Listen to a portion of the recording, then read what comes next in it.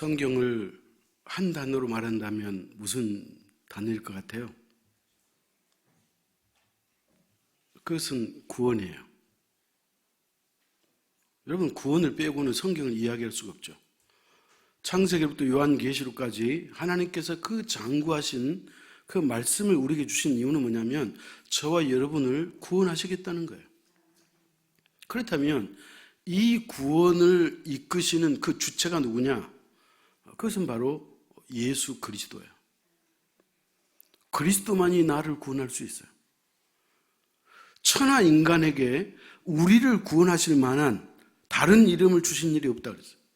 예수만이 저와 여러분의 구주인 것을 믿으시기 바랍니다. 그렇기 때문에 제가 늘 드린 말씀이지만 성경은 다 온통 누구 얘기예요? 예수님 얘기예요. 구약에도 예수, 신약에도 예수, 요한계시록도 예수, 마태복음에도 예수, 창세기에도 예수. 그 어느 곳 하나 예수가 없는 구절이 없어요. 그렇다면 구약의 주제가 뭐냐? 장차 오실 메시아에 대해서 기록한 거예요. 다시 말하면 하나님께서 인류의 구주로 예수 그리스도를 보내주시겠다고 하는 그 약속을 구약이 내내 하는 거예요. 창세기부터 말라기까지 하나님의 의도는 뭐예요? 내가 장차 세상을 구원할, 저와 여러분을 구원할 예수 그리스도를 보내주겠다. 그 얘기예요. 그럼 신약은 뭐예요? 하나님이 약속하신 그 예수 그리스도가 이미 오셨다는 얘기예요.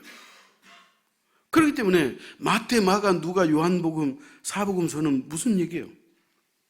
예수님이 이 땅에 어떻게 오셨으며 누구를 통해서 탄생했으며 그분이 이 땅에서 하신 일 무엇인지 그 얘기를 조목조목 다 이야기를 해줘요.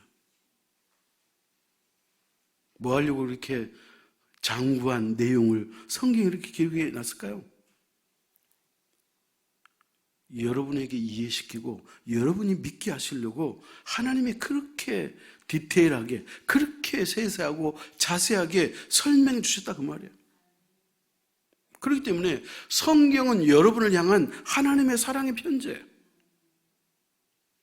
하나님이 여러분을 사랑하신다 그러고 하나님이 여러분을 보호하겠다 그러고 하나님께서 여러분을 어떻게든지 결코 멸망하지 않도록 하시겠다고 하는 그 하나님의 그 사랑의 편지가 성경인데 우리는 성경 보지 않아요. 별로 관심도 없어요. 도대체 성경이 무슨 얘기인지 거기에 대해 관심도 없다면 여러분 어떻게 되겠어요? 그래서 구약은 장차 오실 메시아, 신약은 이미 오신 메시아, 요한계시록은 다시 오실 메시아를 기록해 놓은 거예요. 그게 성경이에요. 그래서 성경은 구약의 예언으로부터 시작해서 다 예언이에요. 오늘 우리가 읽은 시편 22편도 예언의 말씀이에요. 근데 여러분이 내용을 보셔서 아시겠지만 어떤 느낌이 드는가요? 예수 그리스도의 그 십자가의 순환의 내용이 이 속에 담겨져 있는 거예요. 그렇기 때문에 학자들은 이 시편 22편을 뭐라고 제목을 붙였냐면 메시아 순환의 시 그렇게 놨어요.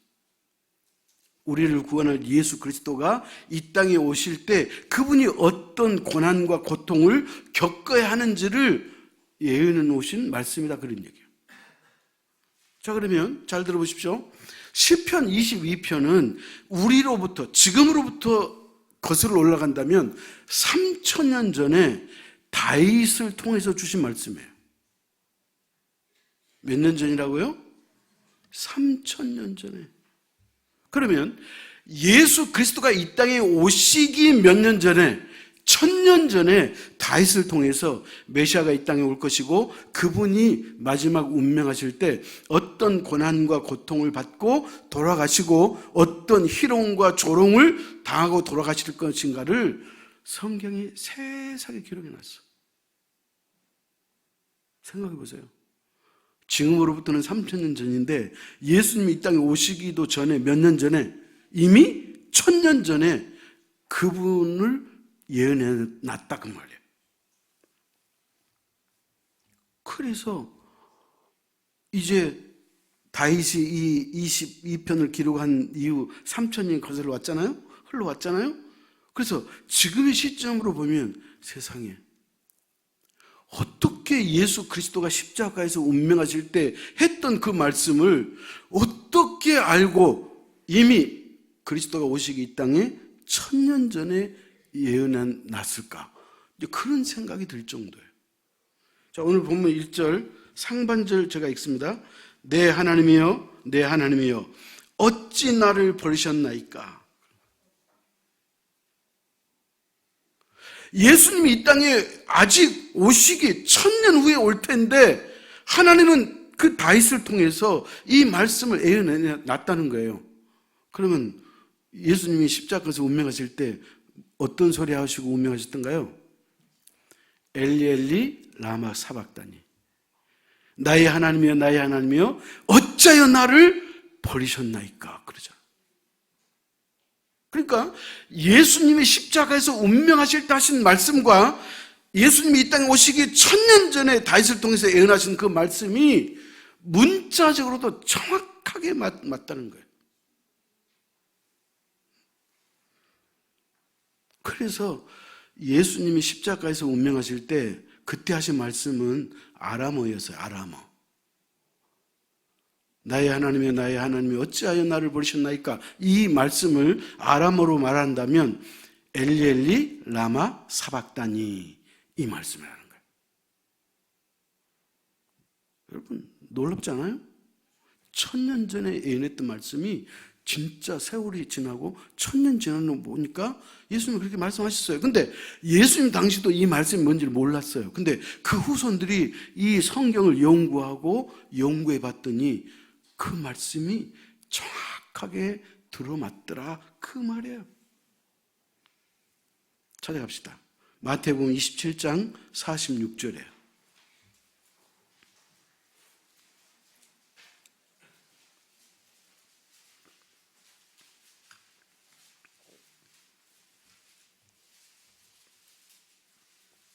같이 읽습니다. 제9시쯤에 예수께서 크게 소리질러 이르시되 엘리 엘리 라마 사박다니 하시니 이는 곧 나의 하나님 나의 하나님 어찌하여 나를 버리셨나이까 하는 뜻이라. 여러분 똑같잖아요. 나의 하나님 나의 하나님 어찌하여 나를 버리셨나이까, 그런 거예요. 그래서 어떤 사람이라는 것은 뭐냐면 생각이 고약한 사람들, 성경을 믿지 않으려고 하는 사람들, 그 사람들이 뭐라고 말하냐면 그것은 그 예언의 말씀을 예수가 한 게 아니고 예수님이 십자가에 돌아가실 때 당신이 시편 22편을 암송했을 것이다, 이렇게 말하는 아주 마음이 왜곡되어 있는 그런 사람들도 있다는 거예요. 그럼 여러분 생각해 보세요. 예수님이 십자가 운명하실 때 경황이 있었겠어요? 인간이 사람을 죽이는 데 있어서 가장 고통스럽게 죽이는 방법이 뭘까라고 생각해서 고안해낸 사형제도가 십자가형이에요. 근데 그 인간이 견딜 수 없는 그 고난 가운데 예수님께서 정신을 똑바로 차려가지고 시편 22편 이 1절 말씀을 암송하셨을까요? 그게 아니에요. 예수님은 넋이 나가고 혼절, 정신이 혼미한 상태에서 예수님이 한마디 하신 그 말씀이 시편 22편 말씀과 정확하게 일치하더라는 거예요. 여러분, 하나님 말씀이 그런 거예요. 무엇 때문에 하나님 말씀이 이렇게 정확하게 맞물려 돌아갈 수밖에 없느냐? 그것은 하나님이 하신 일이기 때문에 그래요.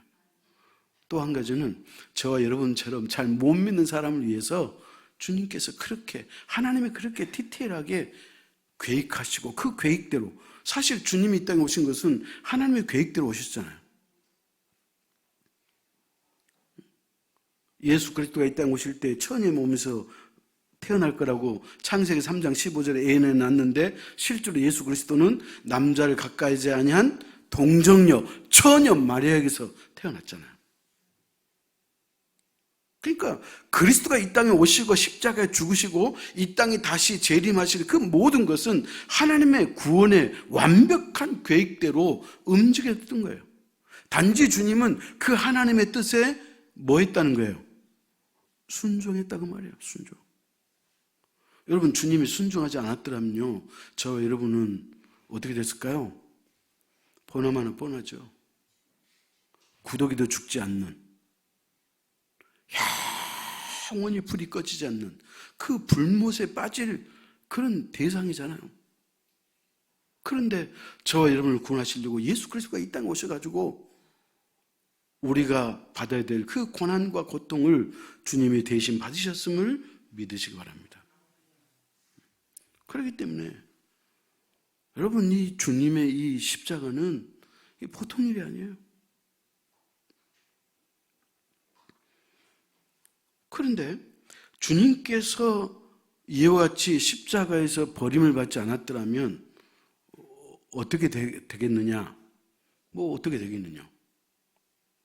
자, 주님이 내가 받아야 될 그 죄의 고난을, 다시 말하면 죄값을 누가 받았어요? 주님이 대신 받았잖아요. 근데 만약에 주님이 그 십자가의 고난을 받지 않았더라면 그 죄값을 오롯이 누가 담당해야 돼? 저 여러분이 담당해야 돼. 우리가 그렇게 죽어야 돼. 그런데 주님께서 우리 대신 죄 없으신 그 그리스도가 대신 죽었어. 그래서 이제 우리는 멸망해요, 멸망하잖아요? 멸망하잖아요. 그래서 우리가 예수 믿는 거예요. 누구든지 예수 그리스도를 믿으면 멸망하지 않고 영생을 얻으리로다. 사랑하는 성도 여러분이요, 분명히 말씀드립니다. 저와 여러분은 죄인이기 때문에 우리가 죽어 마땅하고 우리가 고통받아야 되고 우리가 지옥에 가야 되는데, 하나님께서 우리를 살리시려고 우리를 건져내시고 우리 대신 예수 그리스도를 십자가에 못 박게 했더니 주님께서 십자가에서 하나님으로부터 버림을 받으셨어. 얼마나 고통스러웠으면 나의 하나님 어찌하여 나를 버리시나니까 라고 하면서 예수님께서 그 고난을 대신 지셨겠느냐는 거예요. 여러분, 이것을 법적인 용어로 뭐라고 말할 수 있냐면은 일사부재리 원칙, 그런 거예요. 어떤 그 죄에 대해서, 어떤 재판건에 대해서 이미 한 번 판결이 났으면 그것을 가지고 다시 죄를 묻지 않는다는 거예요. 이게 말이 잘 안 나오네요. 일사부재리 원칙이라는 거예요.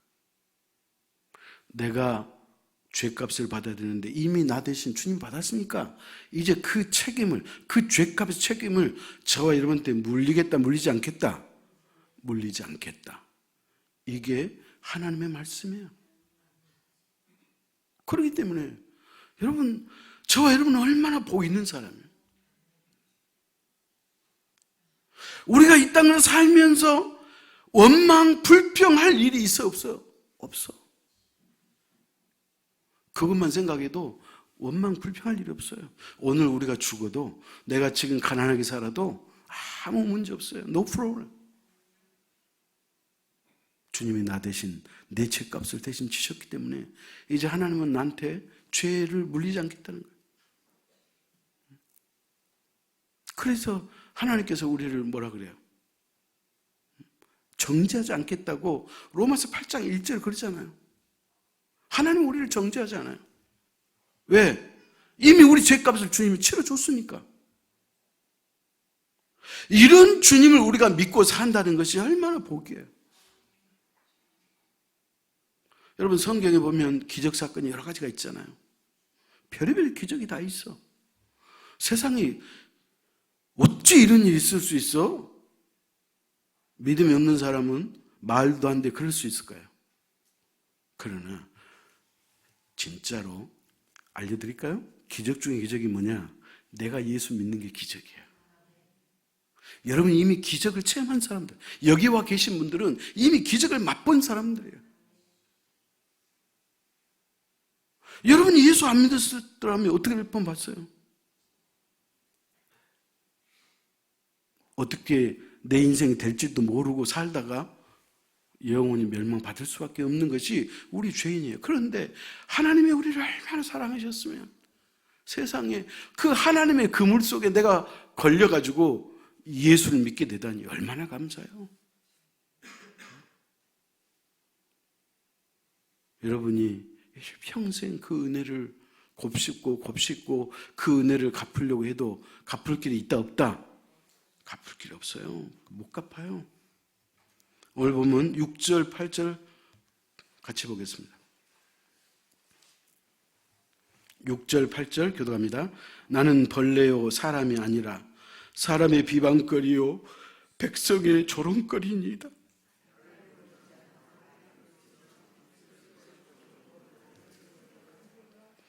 그가 여호와께 의탁하니 구원하실 걸, 그를 기뻐하시니 건지실 걸 하나이다. 여러분 이게 무슨 얘기예요? 주님이 십자가를 지실 때 벌레 취급당했다는 거예요. 우리가 벌레 취급받는 걸 마땅해. 왜? 우리가 죄인이니까. 근데 죄 없으신 주님, 그것도 하나님이신 그 예수 그리스도가 인간의 육체를 입고 이 땅에 와가지고 세상에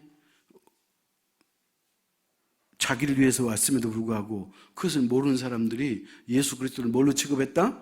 벌레 취급했다는 거예요. 나는 벌레요 사람이 아니라 사람의 비방거리요 백성의 조롱거리니라.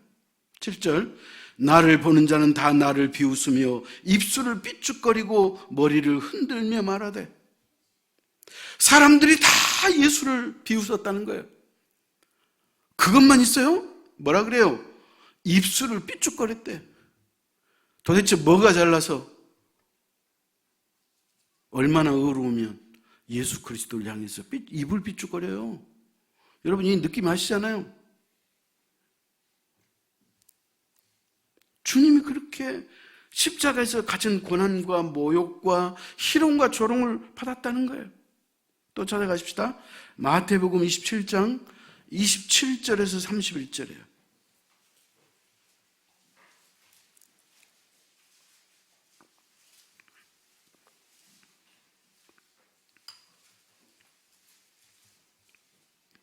마태복음 27장 27절 31절 교독합시다. 이에 총독의 군병들이 예수를 데리고 관정 안으로 들어가서 온 군대를 그에게로 모으고 가시관을 엮어 그 머리에 씌우고 갈대를 그 오른손에 들리고 그 앞에서 무릎을 꿇고 희롱하여 이르되 유대인의 왕이여 평안할지어다 하며 희롱을 다한 후 홍포를 벗기고 도로 그의 옷을 입혀 십자가에 못 박으려고 끌고 나가니라. 자 봐요. 예수님이 그 당시 입으셨던 옷을 벗기고 뭘 입혔다는 거예요? 홍포를 입혔어요. 그럼 생각해 보세요. 예수님이 옷을 다 벗김을 당했다는 거예요. 맨몸이잖아요. 옛날에 군사 그 독재 시절에 그 민주 인사들이 감옥에 투옥하고 고문당하고 그럴 때 옷을 다 발가벗김을 당하잖아요. 여러분 사람이 그것처럼 수치스러운 게 없어요. 우리가 목욕탕에 가서 하는 것은 우리가 원해서 우리가 기쁨으로 가기 때문에 목욕탕에서는 수치나 뭐 경멸 그런 생각 전혀 안 나잖아요. 그러나 남의 손에 강제로 벗김을 당할 때는 그와 같은 치욕이 없어요. 근데 주님께서 입으셨던 옷을 벗김을 당하고 거기다가 홍포를 입혔다는 거예요. 여러분 홍포를 입힌 이유가 뭔지 아세요? 홍포는 뭐냐면 임금을 상징하는 옷이에요. 그런다고 해서 실제로 임금 옷을 입힌 건 아니에요. 임금 옷을 흉내내는 옷이 홍포예요. 근데 그 홍포를 입혀냈어요. 그리고 나서 여기 또 봤더니 뭐라 그래요?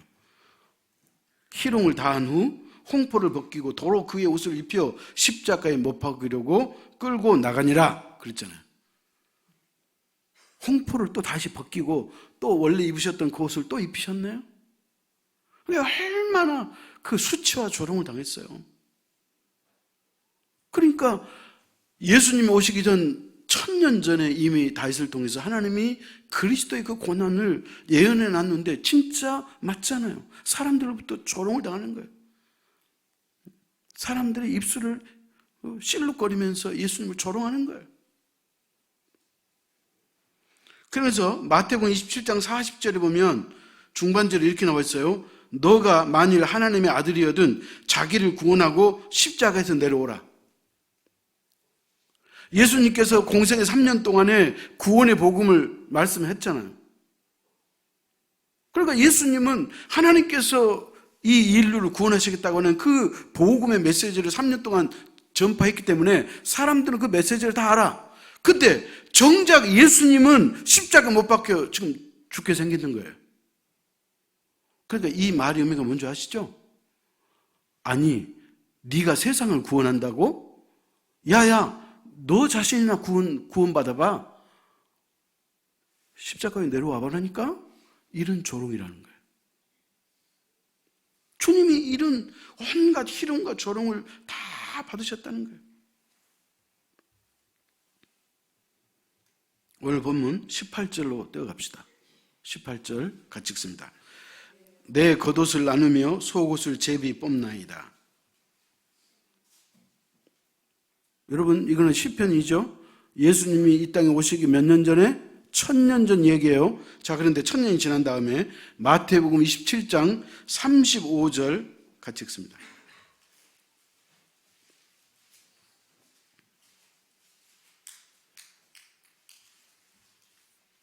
같이 읽습니다. 그들이 예수를 십자가에 못 박힌 후에 그 옷을 제비 뽑아 나누고, 여기서 그들이 누구예요? 로마 군인이잖아요. 그러니까 1000년 전에 예언한 그 말씀 그대로 예수님의 옷을 제비 뽑아서 서로 나누었다는 거예요. 그 말이 무슨 말이에요? 하나님의 계획은, 하나님의 말씀은 1.1획도 틀리지 않고 그대로 이루어지고 있음을 믿으시기 바랍니다.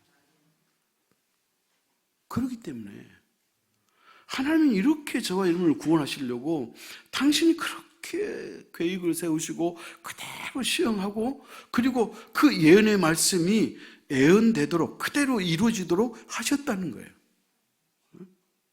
여러분, 물어봅시다. 성경의 예언이 1000가지가 나왔다면, 하나님의 약속이 1000개였다면 999개는 이루어지고 하나는 이루어지지 않았어. 그럼 하나님 말씀이에요?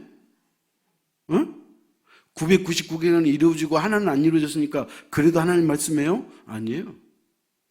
하나님은 전능하시고 전지하신 분이기 때문에 1000개의 예언을 말씀하셨으면 1000개가 이루어지지 않을 말씀이에요. 하나로 틀리면 안 돼. 그렇기 때문에 성경은 한 가지도 틀리지 않아요. 그대로 이루어지는 거예요. 이런 하나님의 말씀을 우리가 이 고난주간에, 또 이 고난주일날 우리가 묵상하면서 하나님이 이렇게 우리를 사랑하시는구나. 예수 그리스도는 도대체 나라고 하는 인간이 뭐라고 나를 이렇게 사랑하시고 내가 죽어야 될 그 자리를 예수 그리스도가 대신 짊어지시고 가셨구나. 여러분, 우리가 이것을 생각한다면 우리가 함부로 신앙생활하지 않아요. 이 말의 의미는 우리가 쉽게 신앙생활하지 않는다, 그 말이에요. 하나님은 이렇게 철저하게, 하나님은 철저하게 약속을 말씀하셨고 그 약속을 지키셨잖아요. 그래서 저와 여러분을 구원했잖아요. 그렇다면 저와 여러분도 하나님 앞에 적어도 어떻게 해야 돼요? 성실해야 된다, 이 말이에요. 하나님의 성실하심이 저와 여러분을 구원하시는 거예요. 그렇기 때문에 저와 여러분도 성실해야 된다, 그런 얘기예요. 시편 22편 마지막 31절 찾아갑시다.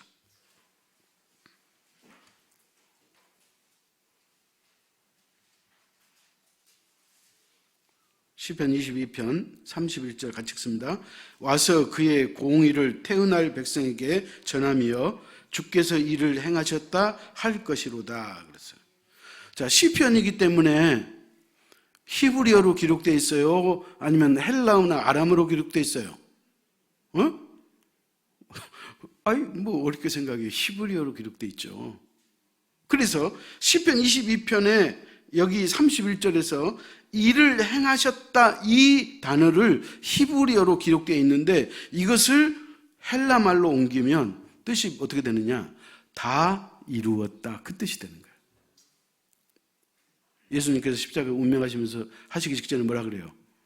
내가 다 이루었다. 이제 십자가에 돌아가시니까 이제 그래서 다 이루었다. 끝이다. 그 얘기가 아니에요. 하나님이 우리를 구원하실 그 계획을 세워놨는데 그 계획을 내가 다 이루었다는 얘기예요. 이제 더 이상 이 방법 외에 구원할 어떤 방법 필요 있다 없다? 없다 그 말이에요.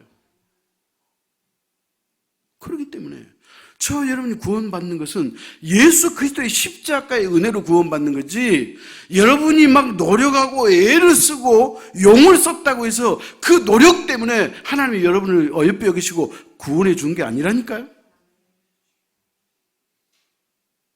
구원은 사람의 노력이나 선행으로 이루어진 게 아니에요. 여러분이 태어나서 죽을 때까지 선하게만 살 수 있어요? 한번 물어봅시다. 선하게 살 수 있어요? 살 수 없다는 거 이미 결론 났죠? 그 말의 의미는 뭐냐? 우리의 의로는 구원받을 길이 있다 없다? 없다. 여러분이 아무리 선한 일 많이 해보십시오. 아무리 의롭게 살아보십시오. 사라지는가? 우리의 의로는 구원받을 길이 없어요. 그렇기 때문에 하나님께서 우리를 구원하시려고 이제 방법을 세웠죠? 그건 뭐예요? 은혜로 구원받게 하는 방법을 세운 거예요. 아멘? 그 은혜는 뭐예요? 선물이잖아요. 선물. 하나님이 우리에게 거저주시는 선물이에요. 그렇기 때문에 제가 수도 없이 말씀드리지만 우리가 구원받으려고 노력하는 게 아니고 이미 구원을 받았으므로 노력하라고 말이에요. 아멘? 그 하나님의 은혜에 감사해서 그래서 내가 열심을 내고 헌신하고 하나님이 기뻐하는 일을 감당하고 우리가 선교하고 한 영혼을 더 구원하려고 애를 쓰는 것이 그 노력이지 구원받으려고 노력하는 것은 다 허사예요. 여러분 성경이 뭐라 그래요? 의인은 없나니 하나도 없도다. 하나도 의로운 사람 없어요. 그런 저와 여러분을 우리가 하나님의 말씀을 지켜서 우리가 구원을 받을 수 있다면 구약에서 율법이 몇 가지예요? 613가지라고 그랬죠. 613개를 여러분이 100% 완벽하게 지키면 구원받을 수 있어. 그러나 우리의 의로 구원받을 수 없다는 걸 우리가 이미 알았기 때문에 율법으로는 구원받을 사람이 있어요? 없어요? 없어. 그러니까 하나님께서 그리스도의 십자가의 보혈의 은혜로 구원받을 수 있는 길을 열어주셨고 누구든지 예수 그리스도를 믿으면 구원받는 줄 믿으시기 바랍니다. 그래서 저와 여러분이 구원받는 거예요. 그렇다면 이제 우리가 구원받은 사람으로서 이제 어떻게 해야 되겠어요?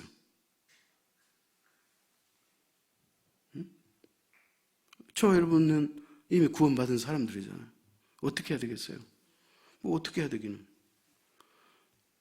예수님께서 하늘로 부활하시기 전에 우리에게 하신 말씀이 있잖아요.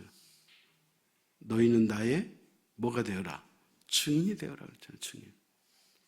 그러니까 우리는 그리스도의 증인으로 사는 거예요. 나만 예수 믿고 나만 구원받고 나만 천국 가면 돼. 이렇게 생각하는 사람은 아주 이기적이고 초보적인 생각이에요.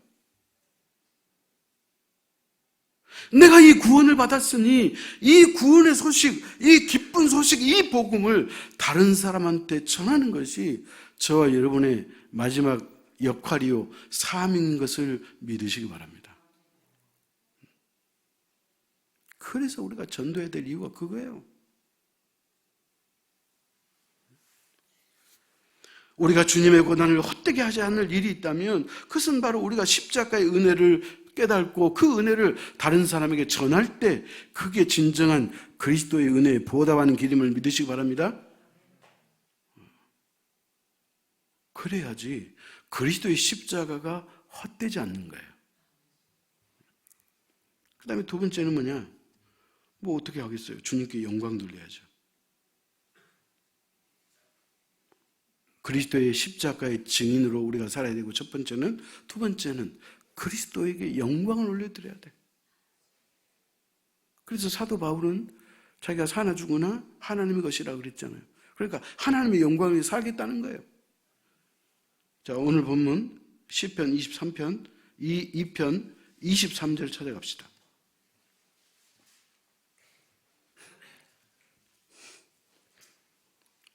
같이 읽습니다. 여호와를 두려워하는 너희여 그를 찬송할지어다. 야곱의 모든 자손이여 그에게 영광을 돌릴지어다. 너희 이스라엘 모든 자손이여 그를 경외할지어다. 자, 여기 보니까 크게는 하나님께 영광을 돌리자 그랬는데 그 자세하게 보면 세 가지를 이야기하고 있어요. 자, 무슨 이야기냐? 첫 번째, 그를 뭐하라? 찬송할지어다. 여러분, 우리 교회 스피릿 블루존에 매일매일 뭐 하라 그래요? 찬송하라 그러죠. 찬송. 찬송하는 사람 체크하잖아요. 아니, 우리가 하나님의 그 은혜를 우리가 찬양해야지. 우리가 하나님이 우리로 하여금 높임을 받을 수 있는 최고의 길은 뭐냐? 하나님을 예배하는 거예요. 하나님은 예배보다 더 기뻐하는 일이 있어 없어요? 없어요. 하나님은 우리로 하여금 예배 받으시기 원하는 거예요. 그래서 그 예배를 통해서 말씀, 기도, 찬양이 있잖아요. 그러니까 찬양이 자동으로 들어있네. 여러분이 새벽 예배를 나오시면 여러분 찬송가 자동으로 불러요. 일부러 부르지 않으려고 해도. 그렇기 때문에 예배를 사모하는 자는 이미 스스로가 느끼든 느끼지 못하든 간에 하나님 앞에 찬양하는 자인 것을 믿으시기 바랍니다. 그 다음에 두 번째는 뭐라고 얘기했냐면 그에게 영광을 돌릴지어다 그랬네. 여러분, 우리 대한예수교 장로회 우리 교단에서 올해를 표를 뭐라고 삼았어요? 복음의 사랑 예배자로 살게 하소서 그랬잖아요. 왜? 코로나 팬데믹 3년 동안에 한국 교회가 예배가 제한받고 예배가 찬양 예배가 없어지고 또 교회를 떠난 사람이 많고 그렇기 때문에, 그렇다면 이제 팬데믹 상황이 끝났기 때문에 가장 교회가 중점을 둬야 될 일은 뭐냐? 그것은 예배를 회복하는 일이에요. 그래서 여러분의 예배가 회복이 돼야 돼요. 예배 자체는 그 예배가 아니고 여러분의 예배 자체는 하나님께 영광 되는 줄 믿으시기 바랍니다. 우리 하나님의 하나님으로부터 높임을 받는 것이 그게 예배예요.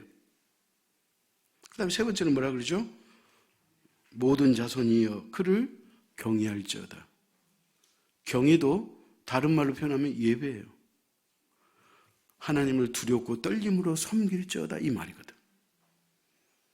여러분, 솔로몬이 인생을 다 살아보고 난 다음에 그가 얻은 결론이 있었죠. 응? 전도서 12장 13절. 이 일의 결국을 다 들었으니 하나님을 경외하고 그의 명령을 지킬지어다. 이것이 사람의 본분이니라. 사람의 본분은 하나님을 경외하는 거예요. 경외의 다른 말은 뭐예요? 예배예요.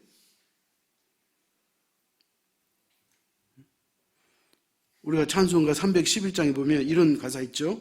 내 너를 위하여 몸보로 피 흘려 살 길을 주었다. 너희의 몸을 주었건만 너는 나를 위해 무엇 하느냐? 주님께서 몸 버려서 저와 여러분에게 다 물과 피를 쏟기까지 다 주셨는데 너는 나를 위해서 뭘 주느냐? 그 찬송이 311장이잖아요. 여러분이 뭘 들으시겠어요? 여러분이 뭐 가지고 있으세요? 하나님 앞에 드릴 만한 거 있으세요? 목사님, 나는 아무것도 없어요. 아니에요. 오늘 이 예배 자리가 여러분이 하나님 앞에 드릴 수 있는 최고의 선물이에요. 왜냐하면 하나님이 여러분을 그렇게 만나고 싶으시거든. 하나님은 저와 여러분과 함께하고 싶어요. 예배는 뭐냐? 하나님과 함께하는 시간이에요. 그러니까 하나님이 얼마나 기다리겠어. 시골에 혼자 산 그 노부모가 명절날 자식이 오기를 그렇게 기대하는 것처럼 하나님도 예배를 기대하신다니까요. 왜? 1대1로 만나는 시간이잖아. 예배가 저와 여러분이 하나님 만나는 시간이잖아요. 그러니까 하나님께서 이 예배 시간을 그렇게 기뻐하신다는 거예요. 그 다음에 세 번째는 뭐냐? 주님과의 약속을 지켜야 된다는 거예요. 여러분, 사람이 어려우면 하나님 앞에 기도하거든. 그래서 고난은 나쁘지는 않은 거예요. 그래서 많은 믿음의 선진들은 뭐라고 고백해요? 고난이 내게 유익이라고 그러는 거예요. 여러분, 고난이 유익이에요. 왜냐하면 기도하면 그 기도는 반드시 이루어지거든. 그러니까 지금은 내가 힘들고 어려워도 그 기도를 그것 때문에 기도했다면 그 기도의 역사가 나타나기 때문에 그게 나에게 오히려 유익이 되는 거예요.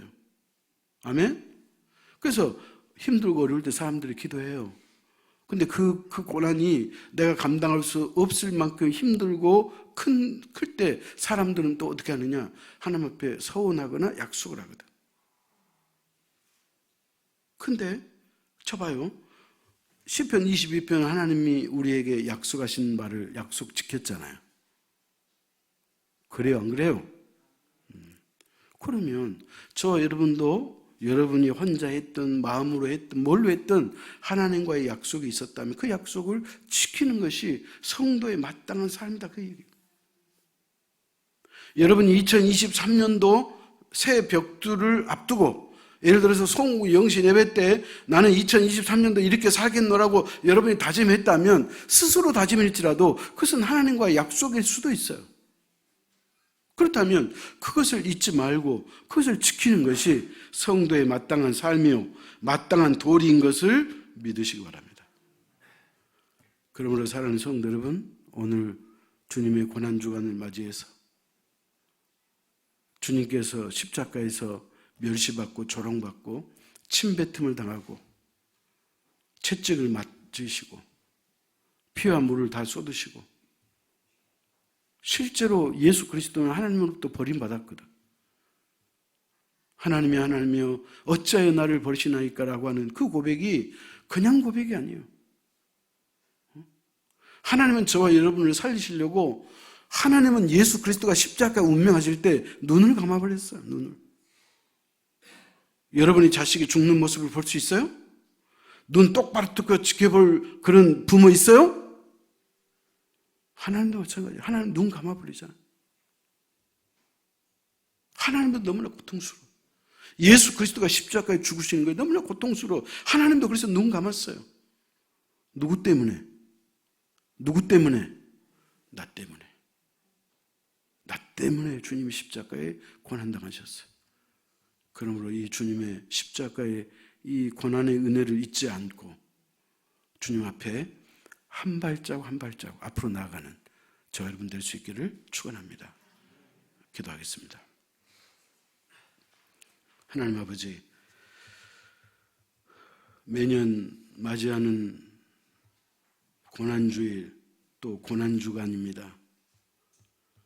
그러나 아버지 하나님, 매년 아닌 매일일지라도 우리가 결코 잊어서는 안 될 것이 있다면 그것은 바로 십자가의 은혜인 것을 우리가 깨닫습니다.